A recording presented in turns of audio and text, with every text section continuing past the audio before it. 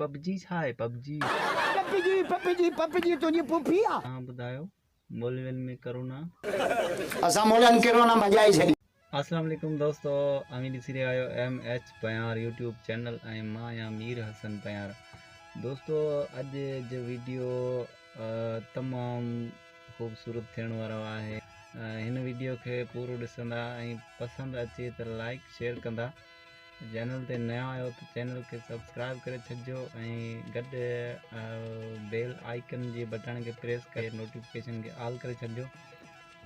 दोस्तों अॼु जी जेको वीडियो आहे उहो असांजा सवाल जवाब आहिनि साईं असदुल्ला खोड़ो साहिब सां।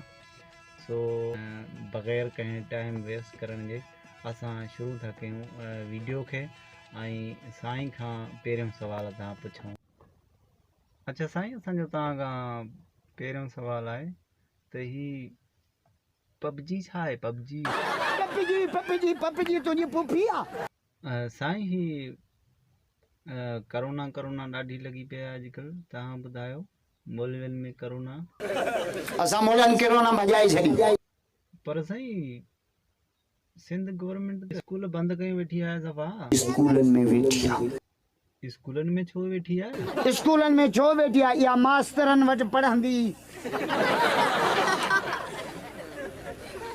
पोइ त साईं असांजा लक्षण ई ख़राब आहिनि न, या न? असांजा लक्षण अहिड़ा आहिनि जो मलाइक रातो रात शहर जी ॼाम साहब जी चकी खणी। जेके असांजा लक्षण आहिनि न, मोबाइल ते वेठा आहिनि ॾींहं राति वठो वठो, घर वञनि कोन था, छोरनि जे पोयां तबाही। हा साईं, नौजवान नस्ल त वाकई, पर हिन हुकूमत में त ज़्यादा ई ख़राब थी लॻे। इमरान जी हुकूमत में गोलमाल जा शौक़ीन वधी विया। उहो छो भला साईं? पाण अहिड़ो आहे न भाऊ, मरना छॾे ॾियूं। अच्छा साईं, इहो ॿुधायो जेको छोरो चंडरो हुजे, न कमु करे न कार, उनजो छा इलाज कजे? छोरे जंहिंमें मस्ती ॾिसो था न, ठोके परणायो। ख़ुदा छोरनि लाइ शादी ईअं अथव जे ट्रैक्टर लाइ थिए। सालनि सर मां तूं हो न ॾे त मूंखे चई। पर शादीअ में त शादीअ में ॿ कम कजो। ॿ घणा? ॿ। पर कहिड़ा कहिड़ा ॿुधायो? हिकु मुमताज़ मौलाईअ खे घुराइजो। साईं शादी जो निकाह भला सुबुह जो 4 बजे करायूं?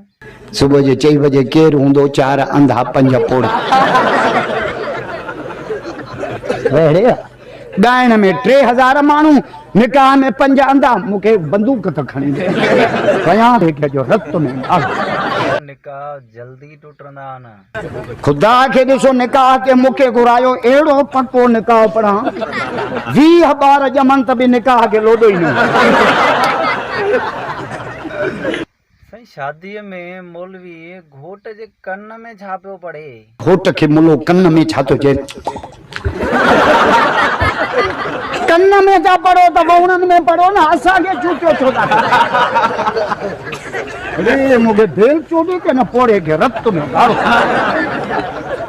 साईं कुझु माण्हू चवंदा आहिनि त शादीअ में पहिरें भत हलायो पोइ निकाह थींदो।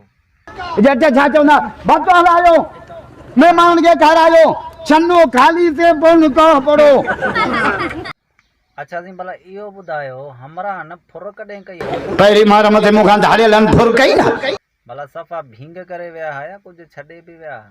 पैसा भी फुरे विया, मोबाइल भी फुरे विया, वाच भी फुरे विया, पछाड़ीअ झल दॿ बि चई।